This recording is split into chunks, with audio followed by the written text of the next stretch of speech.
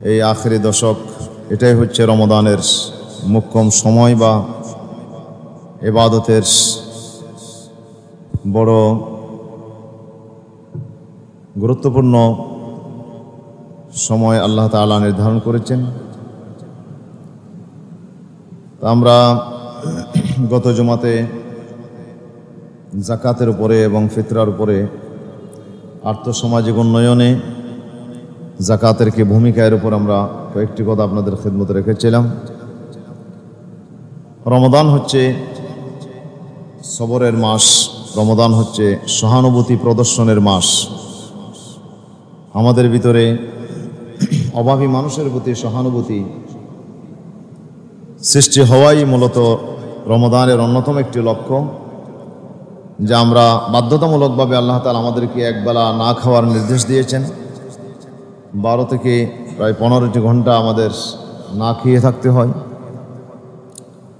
অভুক্ত থাকার না খাওয়ার কি যন্ত্রণা সেটা যেন আমরা বুঝতে পারি, গরিব অসহায় মানুষের প্রতি যেন আমরা দয়াশীল হই, এই জন্যেই আল্লাহ তাআলা রমদানের কর্মসূচি আমাদেরকে দিয়েছেন।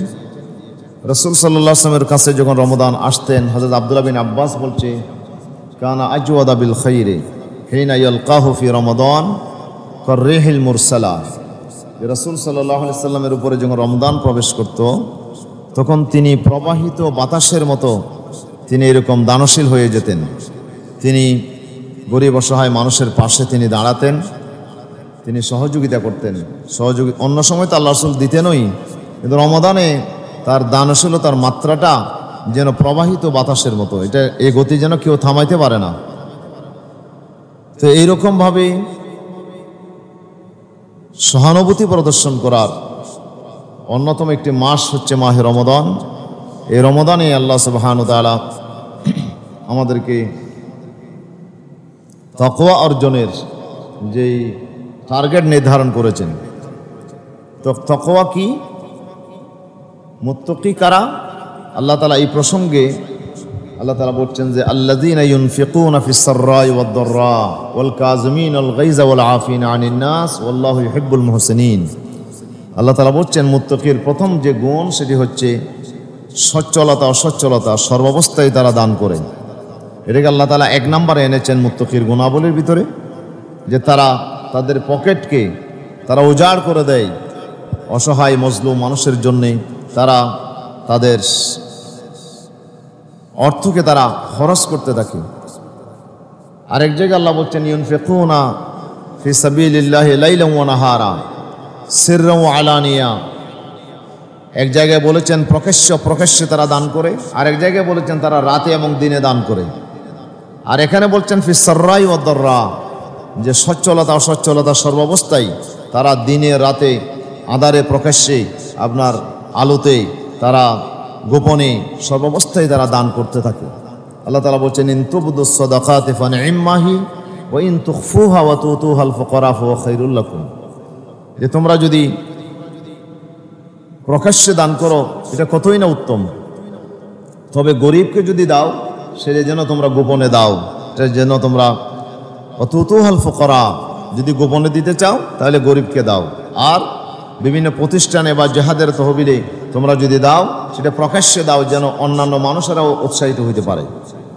আল্লাহ তাআলা কিভাবে দেবেন এবং কোথা থেকে খরচ করবেন আল্লাহ তাআলা সেটাও বলেছেন। ইয়াসআলুনাকা মাযা ইউনফিকুন কুলিল আফওয়া।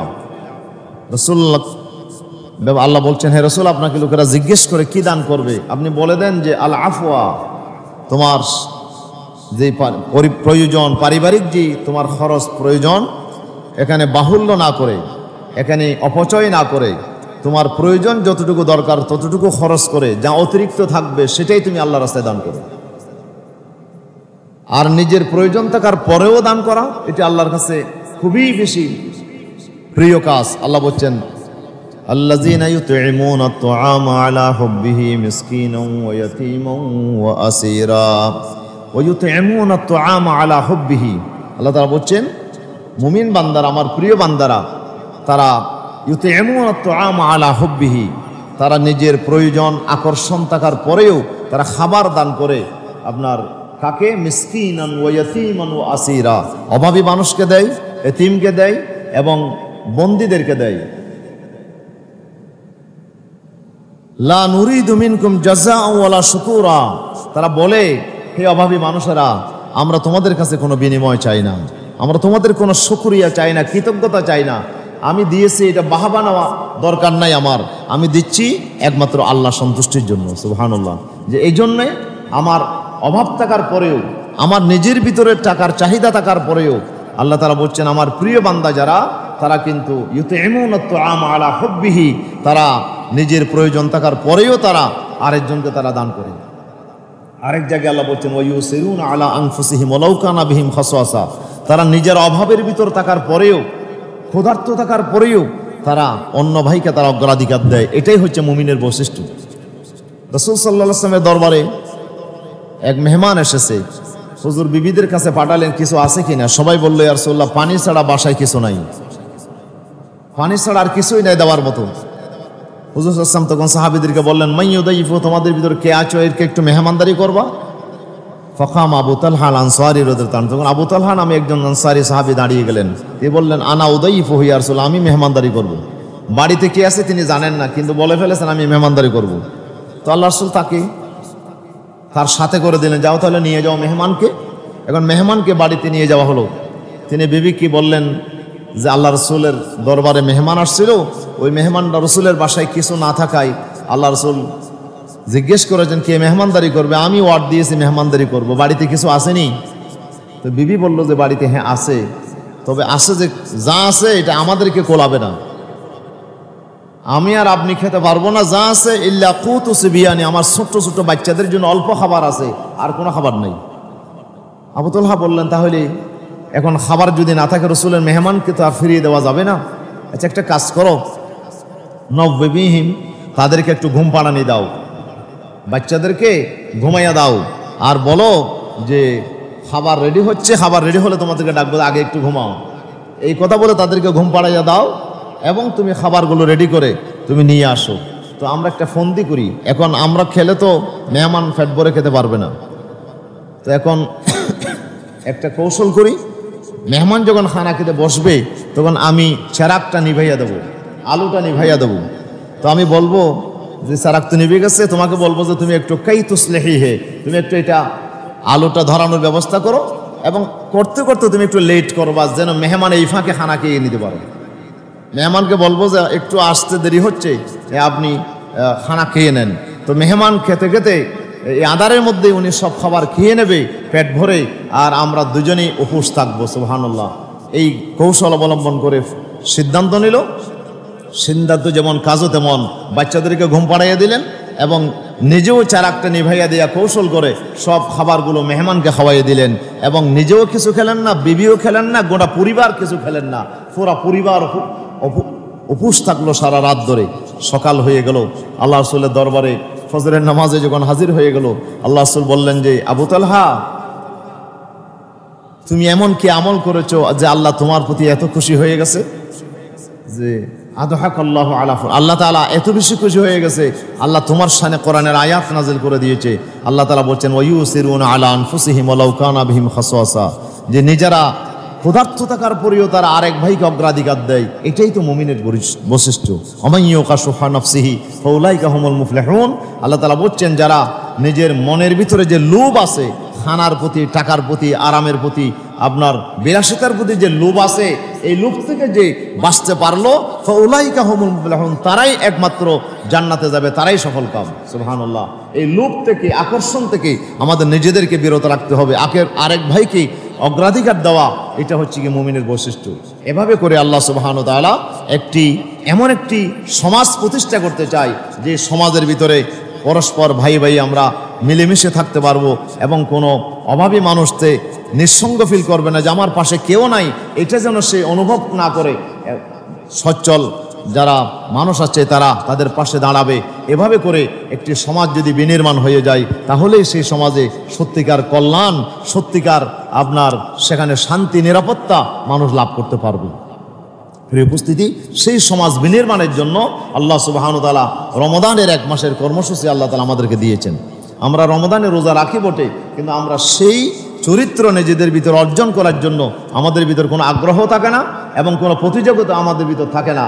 এই জন্যেই রমজান মাসব্যাপী রোজা রাখার পরেও আমাদের সমাজে অভাবী মানুষের মিছিল শুরু হয়ে গেছে। গোটা পৃথিবীতে আজকে মুসলমানরা আজকে ঘরহারা, বাড়িহারা, শত শত হাজার হাজার মানুষ আজকে শরণার্থী অবস্থায় আজকে তারা নির্বাসিত অবস্থায় রয়েছে। প্রিয় উপস্থিতির জন্য আসুন আমরা মাহে রমজানের এই মোবারক সময়ে আমরা যত বেশি পারি আমরা অসহায় মানুষের পাশে দাঁড়ানোর চেষ্টা করি। আমার কাছে জাকাতের টাকা আছে, জাকাতের টাকা নাই, সমস্যা নাই, আপনার পরিবারের জন্য তো আপনি খরচ করেন। আপনার বলে যে আমার তো ইনকাম নাই, তো আপনার খরচ আছে কি না? ওদের খরচ তো আছে, তো খরচ কোথা থেকে করেন? কোথা থেকে কোনোভাবে ম্যানেজ হয়ে যায়।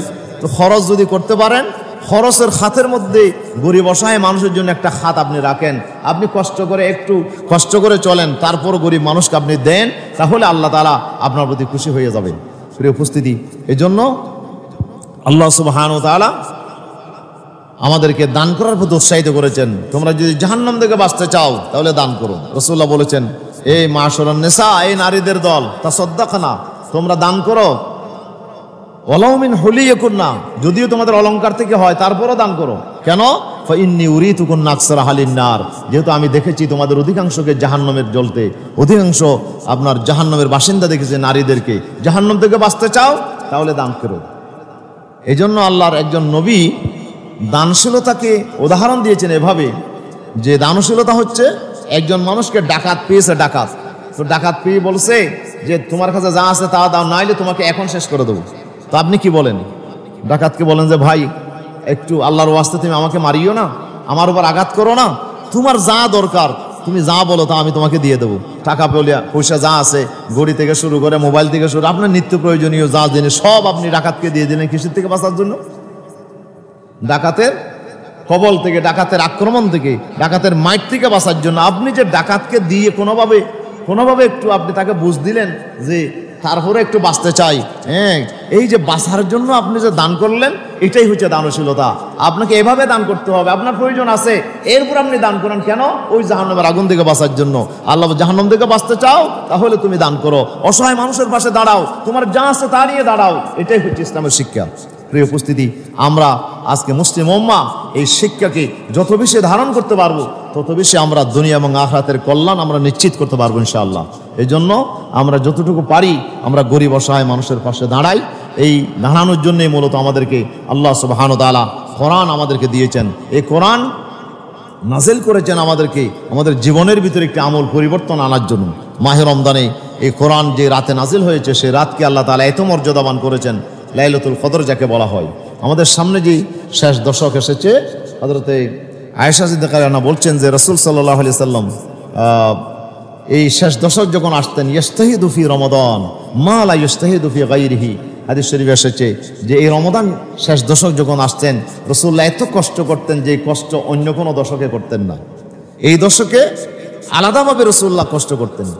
কি জন্য কষ্ট করতেন? যেহেতু এই দশকের ভিতরে একটা শ্রেষ্ঠ নিয়ামত আল্লাহ তাআলা আমাদের জন্য রেখে দিয়েছেন। সেই নিয়ামত কি?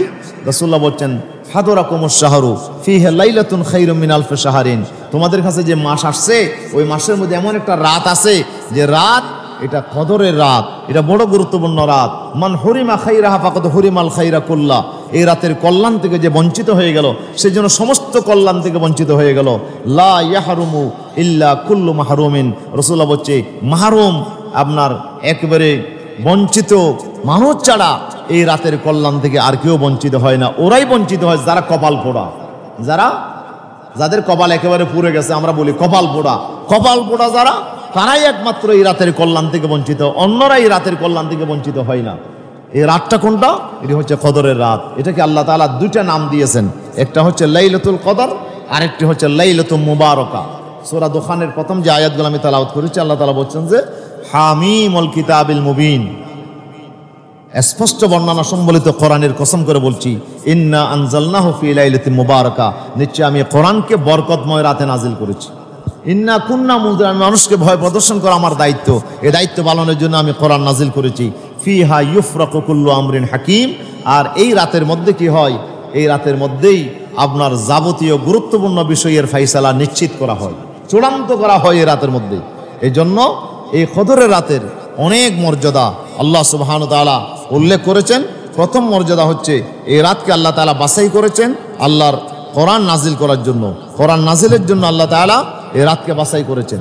2 নম্বর হচ্ছে এই রাতটাকে আল্লাহ তাআলা আপনার বরকতময় বলেছেন, এই রাতটা বড় বরকতের রাত। 3 নম্বর, এই রাতের মধ্যে ইউফরাকু কুল্লু আমরিন হাকিম, মানুষের তকদির নির্ধারিত হয়, মানুষের গুরুত্বপূর্ণ বিষয়ের চূড়ান্ত ফায়সালা আল্লাহ তাআলা গ্রহণ করেন।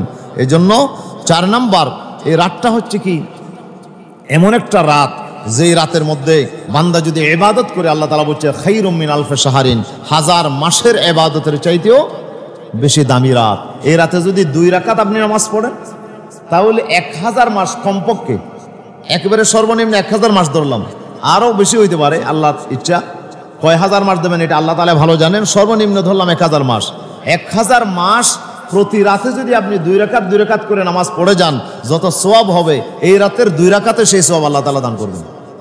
এই রাতে যদি আপনি আপনার 3 বার কুল আল্লাহ শরীফ পড়েন, তাহলে 1 খতম কোরআন শরীফের সওয়াব আপনি পাবেন আশা করি। তাহলে যদি আপনি পান, তাহলে অন্যান্য 1000 মাসে যদি প্রতি রাতে আপনি খতম করেন যা সওয়াব পেতেন, এই রাতের একটু ইবাদত করলেই আপনি সেই সওয়াব আল্লাহ তাআলা আপনাকে দান করবেন। আলহামদুলিল্লাহ।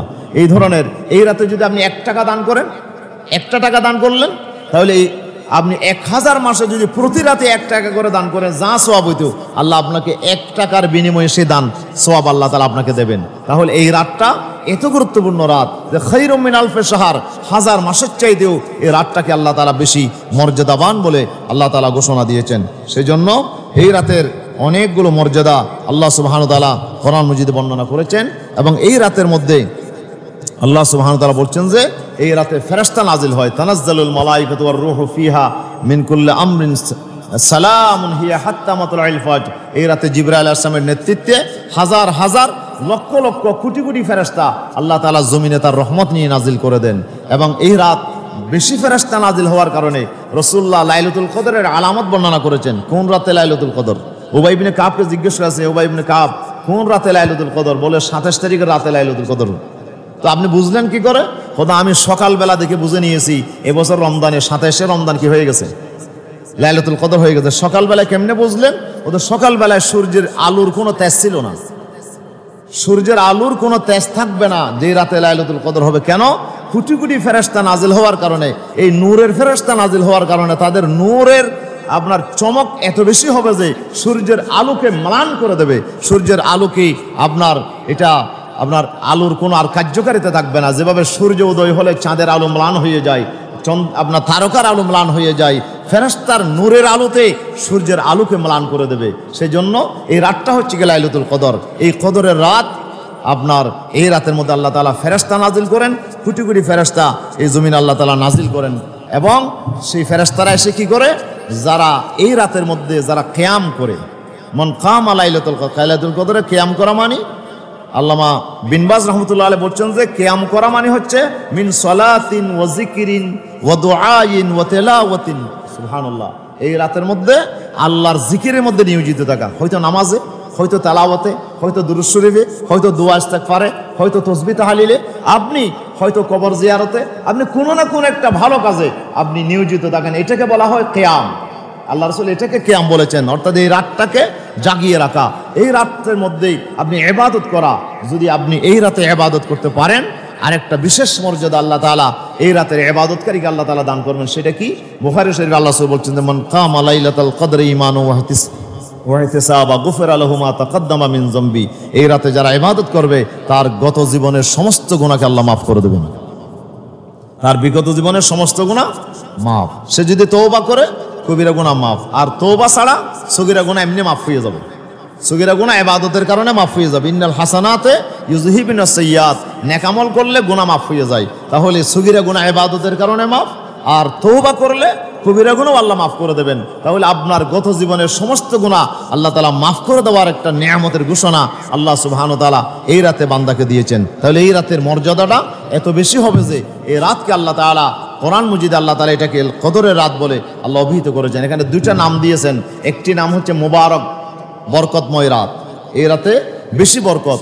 কি বরকত? যে সওয়াবের বরকত পেলেন, যে এক রাকাত নামাজ পড়লে 1000 মাসের প্রত্যেক রাতে যে ইবাদত করলে 1 রাকাত পড়লে যা হইতো আপনি 1 রাতে সেটা পেয়ে গেছেন, 1 রাকাতে আপনি পেয়ে গেছেন, 1 খতমে পেয়ে গেছেন, 1 আপনার তেলাওয়াত আপনি পেয়ে গেছেন। তাহলে এইভাবে করে আপনাকে আল্লাহ তাআলা যে বরকত দিয়েছেন, এটা অত্যন্ত বরকতময় রাত। 2 নম্বর বরকতময় রাত কি? এইখানে আল্লাহ তাআলা এই রাতকে কদরের রাত বলেছেন। কদর কেন বলা হয়? কদরের অর্থ দুইটা। একটা অর্থ হচ্ছে কি কদর মানি নির্ধারণ করা, কদর মানি নির্ধারণ করা, নির্দিষ্ট করা, আপনার মুআয়্যান করা।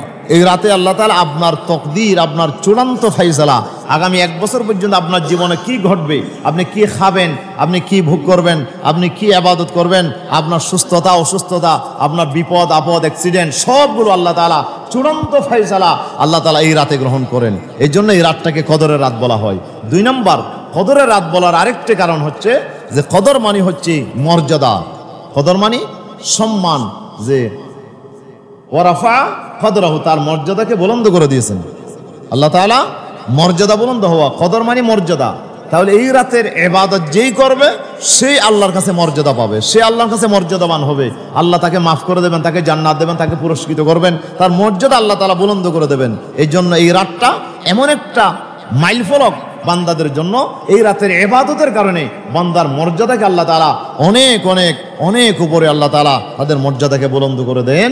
সেই কারণে আল্লাহ সুবহানাহু ওয়া তাআলা এই রাতের নাম রেখেছেন লাইলাতুল কদর। আল্লাহ বলেছেন ইন্না আনজালনাহু ফি লাইলাতিল কদর, আমি কদরের রাতে এই কোরআন আমি নাজিল করেছি। কদরের রাত কি? বরকতময় রাত।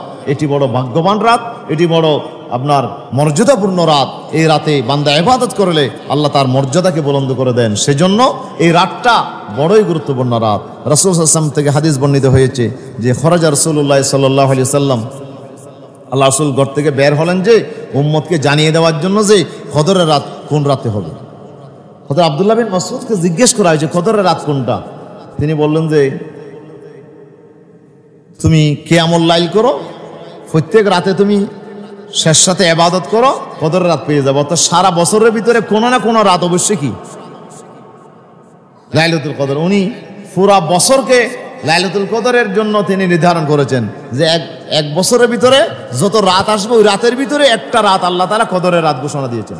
তাহলে যারা সারা বছর যারা শেষ সাথে ইবাদত করে বা রাত্রিকালীন ইবাদত করে তারা কদর থেকে মিস হবে না, তারা কদর থেকে তারা মাহরুম হবে না, যারা প্রত্যেক রাতে যারা এই ধরনের ইবাদত করে। আব্দুল্লাহ হযরত উবাই বিন কাব রাদিয়াল্লাহু আনহু বলছেন যে আল্লাহ তা রহিমাল্লাহু ইবনে মাসউদিন, আল্লাহ তাআলা ইবনে মাসউদের উপর রহম করুক যে উনি কদরের রাতকে যদিও তিনি সারা বছর বলেছেন, আসলে বলছেন যে মানুষ যেন ভরসা করে বসে না থাকে যে মনে হয় আমি কদরের রাত পেয়ে গেছি।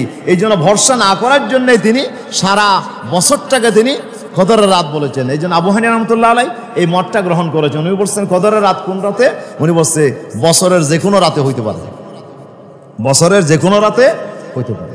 তবে কোরআন মজিদের সবগুলো নুসুস জমা করলে বোঝা যায় আল্লাহ তাআলা কদরের রাতে যেহেতু কোরআন নাজিলের ঘোষণা দিয়েছেন, আবার আরেক জায়গায় যেহেতু রমাদান মাসে আল্লাহ তাআলা কোরআন নাজিলের ঘোষণা দিয়েছেন, তাহলে কদরের রাতটা বছরের রমজান মাসে হবে। এই জন্য রাসূল সাল্লাল্লাহু আলাইহি ওয়াসাল্লাম রমজান মাসে এই কদরের রাতকে তালাশ করার জন্য রাসূলুল্লাহ চেষ্টা করেছেন। রাসূলুল্লাহকে জানিয়ে দেওয়া হয়েছিল, আল্লাহ রাসূল বের হয়েছেন, কিন্তু হুজুর বলছেন যে ফাতালাহা ফুলানুন ওয়া ফুলানুন, দুইজন লোক ঝগড়ায় লিপ্ত হয়ে গেল। দুইজন লোক ঝগড়া করার কারণে আল্লাহ তাআলা আমার অন্তর থেকে কদরের রাতের এলমটা উনসিতুহা, আমাকে ভুলিয়ে দেওয়া হয়েছে, আমার স্মরণ থেকে এটা জেহেন থেকে আল্লাহ তাআলা এটা নিয়ে গেছেন যেন আমি বলতে না পারি। আমি বলতে চাইলাম তোমাদেরকে, কিন্তু ঝগড়া দেওয়ার কারণে এই নিয়ামত থেকে আল্লাহ তাআলা উম্মতকে বঞ্চিত করে দিয়েছেন। হতে পারে আল্লাহ তাআলা হয়তো আল্লাহ তাআলা এখানে তোমাদের জন্য লাআল্লা ফিহা খাইরা, হয়তো সেখানে তোমাদের জন্য কল্যাণ আল্লাহ তাআলা রেখে দিয়েছেন। হয়তো নিশ্চিতভাবে জেনে গেলে আল্লাহ তাআলা এখানে কল্যাণ মনে করে নাই। কেন? একজন মানুষ নিশ্চিতভাবে জানা যে রাতটা কদরের রাত, কিন্তু সে অসুস্থ, সে ইবাদত করতে পারে নাই, তাহলে সে পরবর্তী জীবনে শুধু আফসোস করবে, হতাশ হয়ে যাবে যে হাইরে আফসোস, জীবনটা শেষ হয়ে গেল, যে আমি ইবাদত করতে পারলাম না। একজন হয়তো গুনার মধ্যে পড়ে গেছে না জেনে, ওই গুনার মধ্যে কাটিয়ে দিয়েছে, হয়তো সে আফসোস করে বলবে যে হাই আমি তো বড় কপাল পোড়া, যে কদরের রাতে আমি শেষ, আমি মদ খেয়েছি, আমি জানা করেছি, আমি ব্যভিচারে লিপ্ত হয়েছি, আমি তো শেষ। এই লোকটা তো আফসোস করে করে মারা যাবে। এই জন্য আল্লাহ তাআলা মানুষকে এই বিপদ থেকে আল্লাহ তাআলা উদ্ধার করার জন্য আল্লাহ তাআলা কদরের রাতের ইলমটা আল্লাহ তাআলা তুলে নিয়ে গেছেন। তবে সেটা কোন রাতে হবে?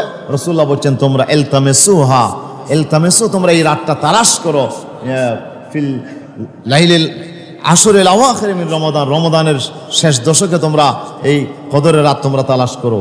রাসূল সাল্লাল্লাহু আলাইহি ওয়াসাল্লাম থেকে বর্ণিত হয়েছে আল্লাহ রাসূল ইতিকাফ থেকেছেন।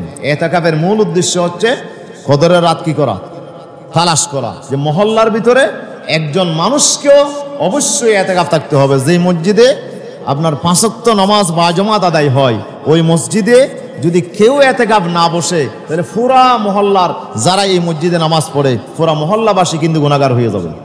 এই জন্য একজনকে হলেও আল্লাহ রসুলের সুন্নত, এটা সুন্নতে কেফায়া, এটা ফরজে কেফায়া যেমন আছে জানাজার নামাজ একজনে পড়লে সবার থেকে আদায় হয়, একজনে ইতিকাফ থাকলে বাকিদের থেকে আদায় হয়ে যাবে। হ্যাঁ, যদি কেউ না থাকে তাহলে সবাই গুনাহগার হয়ে যাবে, সবাই পাপী হয়ে যাবে, কেউ বাদ যাবে না, সবাই গুনাহগার হয়ে যাবে।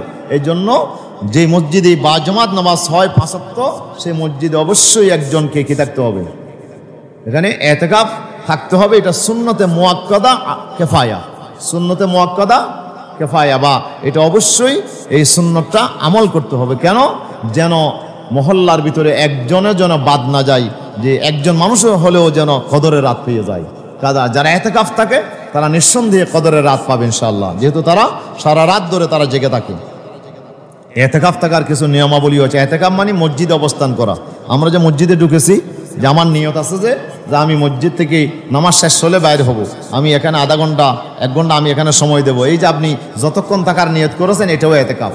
এটাও আমরা এখন ইতিকাফ আছে, আমরা যে আমরা নিয়ত করেছি মসজিদে আমি নামাজ পড়বো, আমি 15 মিনিট 10 মিনিট আধা ঘন্টার সময় 1 ঘন্টার সময় মসজিদে দেব, এটা ইতিকাফ। আপনি ভিতরে আপনি ঢোকার সময় ইতিকাফের নিয়তে ঢুকেন, আপনি আলাদা একটা সওয়াব পেয়ে যাবেন।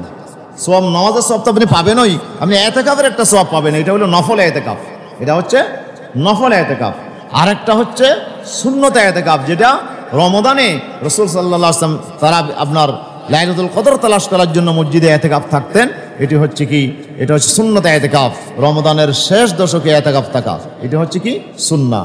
আরেকটা ইতিকাফ আছে ওয়াজিব ইতিকাফ। আপনি যদি মান্নত করেন, কি করেন, মান্নত করেন আমার এই বিপদটা যদি দূর হয়ে যায়, আমি 1 দিন ইতিকাফ থাকবো, আমি 2 দিন ইতিকাফ থাকবো, আমি 5 দিন ইতিকাফ থাকবো, আপনি মান্নত করেছেন, এই মান্নতটা ওয়াজিব হয়ে যায়, তাহলে ইতিকাফটা তখন আপনার উপর কি হয়ে যাবে, ওয়াজিব হয়ে যাবে। তবে ওয়াজিব ইতিকাফ রোজা ছাড়া আদায় করা যায় না, ইতিকাফের সাথে রোজা শর্ত। আপনি নফল ইতিকাফের জন্য রোজা দরকার নাই, আমরা এখন মসজিদে আসছি, রোজার দরকার নাই, আপনি যে কোনো সময় নফল ইতিকাফ করতে পারবেন। কিন্তু সুন্নত আর ওয়াজিব ইতিকাফের জন্য কি দরকার, রোজা দরকার। সুন্নত ইতিকাফে আমরা রোজা রাখি সবাই যে রমাদানে, এরপরে ওয়াজিব ইতিকাফের সময় আপনাকে অবশ্যই রোজা রাখতে হবে, রোজা রেখেই আপনাকে ওই দিনগুলোর ইতিকাফ আপনাকে আদায় করতে হবে, এটা আপনার জন্য ওয়াজিব। তাহলে ইতিকাফ যারা থাকে তাদের জন্য কিছু নিয়মাবলী আছে। এখানে আপনি কোনো গুনার কাজে লিপ্ত হবেন না, আপনি সব সময় জিকির আজকারের সওয়াবের কাজের মধ্যে আপনি থাকবেন। এখানে আপনি প্রয়োজন ছাড়া, আপনার ব্যক্তিগত হাজতে আসলি ছাড়া আপনি মসজিদ থেকে বের হতে পারবেন না। মসজিদ থেকে বের হতে পারবেন হাজতে আসলির জন্য, পেশাব পায়খানার জন্য, অথবা খাওয়া দাওয়া যদি আপনার কেউ যদি আনার বাড়ি থেকে না থাকে, তাহলে আপনি খাওয়া দাওয়া করার জন্য ঘরে আপনি যাইতে পারবেন। তবে সেখানে অতিরিক্ত সময় ব্যয় করা যাবে না, খেয়েই আপনাকে চলে আসতে হবে, কারোর সাথে কথাবার্তা বেশি না বলে। এটা হলো খাওয়া দাওয়া, এরপরে পেশাব পায়খানা, এটার জন্য আপনি বের হতে পারবেন। আপনি এরপরে জুমার নামাজ যদি না হয় ওই মসজিদে, তাহলে জুমার জন্য আপনি বের হতে পারবেন। পঞ্চগানা মসজিদে ইতিকাফ থেকেছেন, আপনি জুমার জন্য জুমা মসজিদে যাবেন, জুমা পড়ে আপনাকে চলে আসতে হবে। এর বাইরে অন্য কোনো কাজের জন্য আপনি বের হতে পারবেন না। ফরজ গোসল হলে গোসল করার জন্য আপনি বাইরে হতে পারবেন, নফল গোসলের জন্য বাইরে হওয়া যাবে না। যে বেশি গরম লাগতেছে, একটু আমি গোসল করে আসি, আপনি ইতিকাফ থেকে গোসল করার জন্য বাইরে হতে পারবেন না। তবে হ্যাঁ, আপনি ওযু করার জন্য বাইরে হয়েছেন, আপনি পেশাব পায়খানার হাজতে বাইর হয়েছেন, ওই সময় যদি নিয়ত করেন যে হ্যাঁ ঠিক আছে আসার সময় আমি গোসল করে আসবো, হ্যাঁ এটা পারবেন। শুধু গোসলের নিয়তে বের হওয়া যাবে না, আপনি গোসল করতে পারবেন, তবে ওই অন্যান্য কাজের ফাঁকে আসার পথে আপনি গোসলটা আপনি করে আসতে পারবেন যদি আপনি গোসল করতে চান। এরপরে জানাজার নামাজ, এটা ফরজে কিফায়া, এটার জন্য আপনি বের হতে পারবেন না। আপনি যদি মুয়াজ্জিন হন, আজান দেওয়ার জন্য মসজিদের বাইরে যাওয়া যাবে না। এভাবে করে শরীয়ত আপনাকে বলছে যে প্রয়োজনের বাইরে আপনি কোনো কাজ আপনি করার জন্য মসজিদ থেকে আপনি বের হতে পারবেন না। যদি বের হন তাহলে আপনার ইতিকাফ কি হয়ে যাবে, ভেঙে যাবে, ইতিকাফ আবার আপনাকে কাজা করতে হবে। প্রিয় উপস্থিতির জন্য ইতিকাফ যারা থাকেন ওনারা বড়ই মর্যাদাবান, যে একটা দিনের ইতিকাফ আপনাকে কত বেশি আপনাকে আল্লাহর কাছে মর্যাদাবান করবেন। হযরতে আব্বাস হাদিস বর্ণনা করেছেন 10 বছর আপনার ইতিকাফ থাকার কি মর্যাদা, যে আপনি যদি ইতিকাফ থাকেন একদিনের ইতিকাফে আসমান আর জমিনের দূরত্বে জাহান্নাম চলে যাবে। জাহান্নাম আপনার আসমান আর জমিনের দূরত্বে চলে যাবে। আপনার জন্য বিশাল নিয়ামত আল্লাহ তাআলা রেখে দিয়েছেন। এই জন্য ইতিকাফ এটার মাধ্যমে আমরা পরিপূর্ণ মুত্তাকি হওয়ার, মুত্তাকির 3টা স্টেজ আছে। একটা স্টেজ হলো শুধু শিরিক থেকে বেঁচে থাকে, অন্যান্য কবিরা গুনাহ করে কিন্তু শিরিক করে না। শিরিক থেকে যে মুক্ত থেকে ঈমান আনলো, এই লোকটা থার্ড ক্লাস মুত্তাকি। সেকেন্ড ক্লাস মুত্তাকি হচ্ছে যেই লোকটা আপনার যাবতীয় কবিরা গুনাহ থেকে বেঁচে থাকে। সগীরা গুনাহ হয়ে যায় কিন্তু কবিরা গুনাহ থেকে সে বেঁচে থাকে। শিরিক থেকে তো বেঁচে থাকেই, কবিরা গুনাহ থেকেও বেঁচে থাকে। এই হলো সেকেন্ড ক্লাস মুত্তাকি। আর ফার্স্ট ক্লাস মুত্তাকি হচ্ছে যে কবিরা গুনাহও করে না, সগীরা গুনাহও করে না, তার পুরো সময়টা সে আল্লাহর ইবাদতের মধ্যে কাটিয়ে দেয়। এটা হলো ফার্স্ট ক্লাস মুত্তাকি। আমাদেরকে আল্লাহ তাআলা ফার্স্ট ক্লাস মুত্তাকি হওয়ার জন্য একটা উপায় আমাদের জন্য আল্লাহ ব্যবস্থা করেন, সেটা হলো ইতিকাফ। এই ইতিকাফের মধ্যে আমরা, একজন বান্দা যখন ইতিকাফ থাকে তখন সে সেখানে কোনো গুনাহতে লিপ্ত হয় না, কবিরা সগীরা কোনো গুনাহ সে করে না, এবং পাশাপাশি সর্বক্ষণ সময় সে আল্লাহর জিকিরের মধ্যে থাকে। এই সময়টা আমাদেরকে পরিপূর্ণ মুত্তাকি হওয়ার জন্য ইতিকাফ আমাদেরকে তৈরি করে। সেই জন্য ইতিকাফের মর্যাদা বেশি।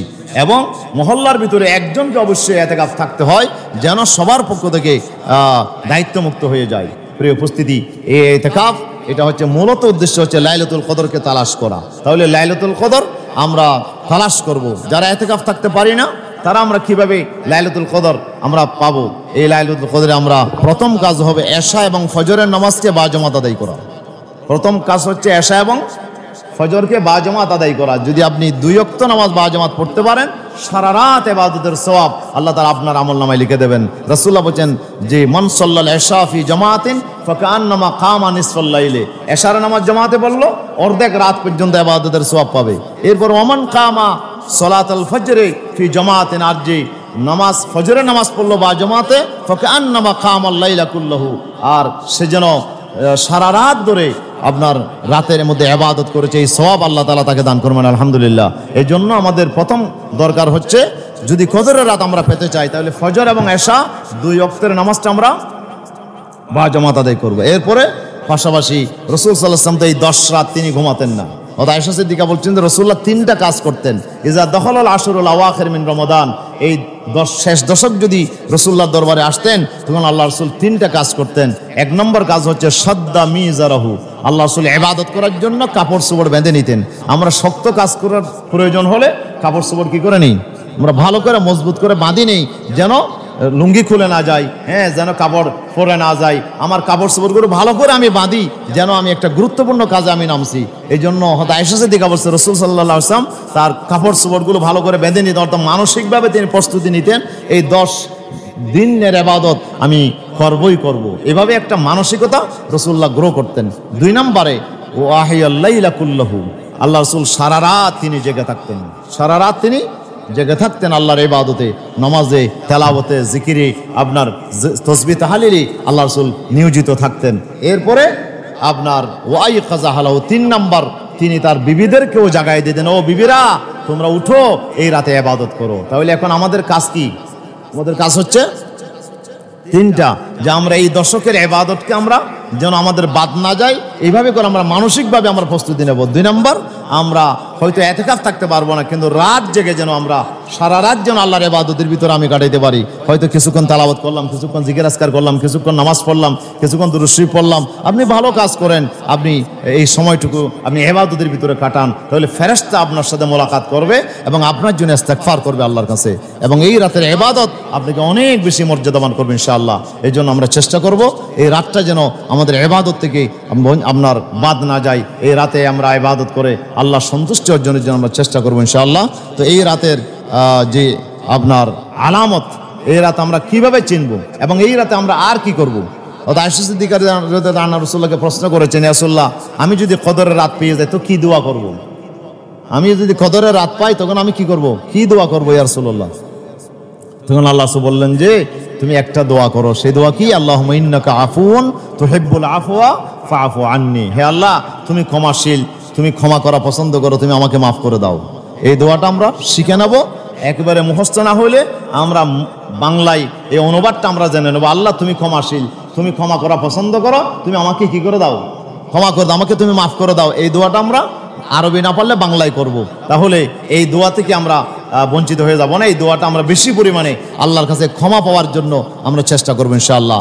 এটা হচ্ছে আল্লাহ রাসূলের শেখানো দোয়া। এছাড়া আরও অনেক দোয়া আছে যেগুলো কোরআন হাদিসে আছে, এবং সবচেয়ে জামে মানে দোয়া হচ্ছে রব্বানা আতিনা ফিদ দুনিয়া হাসানা ওয়া ফিল আখিরাতি হাসানা ওয়া কিনা আযাবান্নার। এই দোয়াটা সবচেয়ে জামে মানা দোয়া, যে এখানে দুনিয়া আখিরাতের আপনার যা দরকার সব আল্লাহ তাআলা একটা বাক্যের ভিতরে নিয়ে আসছেন। আল্লাহ, আমাকে দুনিয়াতেও কল্যাণ দাও, আখিরাতেও কল্যাণ দাও। আল্লাহ, আমার যা দরকার তুমি দাও। আল্লাহ তো জানে বান্দা তোমার জন্য কি দরকার হবে, সব আল্লাহ তাআলা এই দোয়ার মধ্যে আল্লাহ তাআলা এনে দিয়েছেন। এই জন্য অন্য দোয়া যদি নাও পারি, আমরা রব্বানা আতিনা ফিদ দুনিয়া হাসানা এই দোয়াটা আমরা করার চেষ্টা করবো ইনশাআল্লাহ। প্রিয় উপস্থিতি, এই দোয়াগুলো আমরা করি নিজের বাবার জন্য, নিজের মায়ের জন্য, নিজের সন্তানদের জন্য আমরা দোয়া করি, নিজের দেশবাসীর জন্য, দেশের কল্যাণের জন্য আমরা দোয়া করি। এই দেশ যেন আবার স্বাধীনতা হারিয়ে না যায়, এই দেশ যেন আবার গোলামির জিঞ্জির আবদ্ধ হয়ে না যায়, আমরা মুসলমানরা যেন আবার কাফেরদের গোলামির জিঞ্জির আবদ্ধ হয়ে না যায়। এই জন্য আমাদেরকে বেশি পরিমাণে চোখের পানি ফেলে দোয়া করতে হবে। আল্লাহ যেন আমাদের দেশটাকে কিয়ামত পর্যন্ত স্বাধীন রাখেন। আজকে যারা এই স্বাধীনতা হারিয়েছে তারা আজকে দেখতে পাচ্ছে, স্বাধীনতা যারা হারিয়েছে আজকে তারা কিভাবে যে তার খেসারত দিচ্ছে। একটু দেখেন না ফিলিস্তিনের দিকে, আজকে এই রমজানেও তাদের কি অবস্থা।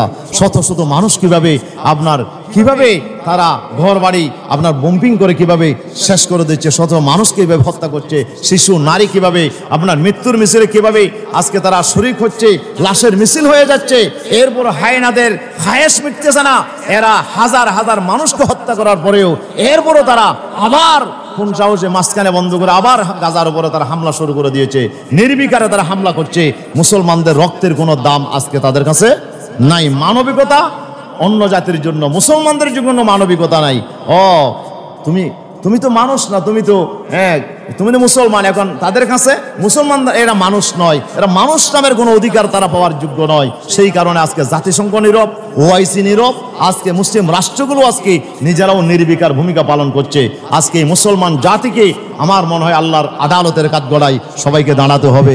আজকে যারা এতগুলো অস্ত্র থাকার পরেও, এতগুলো শক্তি সামর্থ্য থাকার পরেও তোমরা আজকে নীরব ভূমিকা পালন করছো, গাজার সেই মজলুম অসহায় মানুষের পাশে তোমরা দাঁড়াচ্ছ না, তোমাদেরকে অবশ্যই আল্লাহর আদালতে আসামের কাঠগড়ায় দাঁড়াতে হবে। প্রিয় উপস্থিতি, রমজানে আজকে কিভাবে আপনার হুলি খেলা, হত্যার উৎসব পালন করছে তারা, মুসলমানদেরকে নির্বিচারে তারা হত্যা করছে। আজকে সেই গণহত্যার বিরুদ্ধে আমাদেরকে সোচ্চার হতে হবে। আমাদেরকে আল্লাহর কাছে এই হায়নাদের জন্য, এই আপনার মানবতা বিরোধী অপরাধের যারা করছে তাদের জন্য আল্লাহর কাছে দোয়া করতে হবে। আমাদের করার কিছু নাই, কিন্তু আল্লাহর কাছে সব আছে।